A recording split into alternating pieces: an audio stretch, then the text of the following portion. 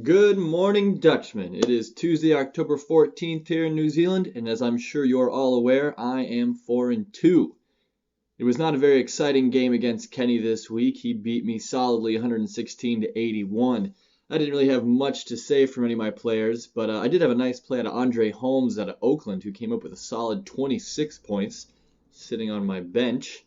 The good news is that even if I had played him, I still would have lost. That always makes me feel a little better.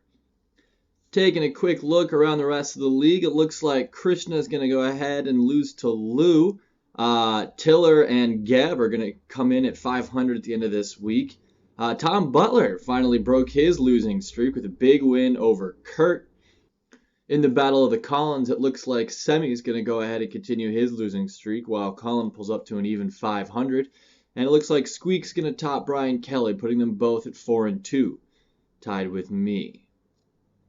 I don't know if you guys were watching the Packer game this Sunday, but if you didn't, you missed out on an exciting 2-minute touchdown or bust drive as Aaron Rodgers led the team halfway down the field with a fake spike, a fumble, a fourth down, and finally, with 6 seconds left on the clock, a 4-yard touchdown pass to Andrew Corliss. It was an exciting, edge-of-your-seat, cheering loudly kind of moment. And by that, I mean sitting on the edge of my bed, groaning because Sunday nights are hospital night at the bar around here. So I was probably still drunk, and I think some people working out a trade with Kenny.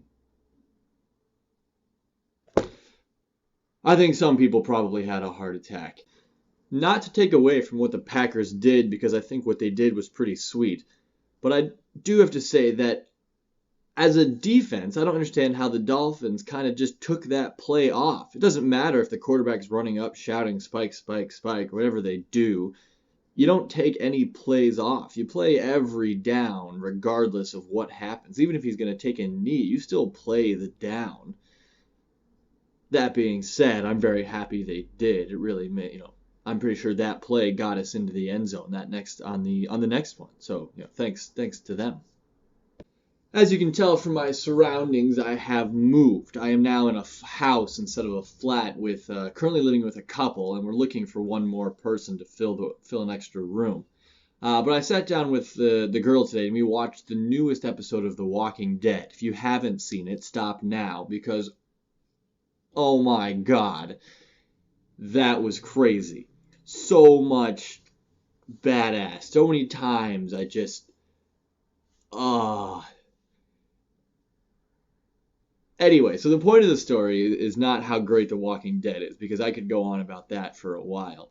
But I'm watching it, and they go to the commercial break here, and they're advertising next week's episode. And in the advertisements, it's like, next week, Walking Dead airs on the same day as America. And that's a thing, a TV show airing on the same day as it does in the States is a big thing here. It's like, oh man, we're so up to date with the States. We're playing the TV shows at the same time. How cool is that? I mean, it's not that cool because Walking Dead is on at 9 o'clock here on Monday nights, and that's 7 hours after it's already aired in the States, and I've already watched it online. So, I mean, it's cool. I just thought it was kind of funny that was what they were advertising. Yeah. Anyway, I've got to get ready to go to work. I have to start at 6 o'clock this evening. I hope you all have a wonderful week. Tiller, I'll see you next week.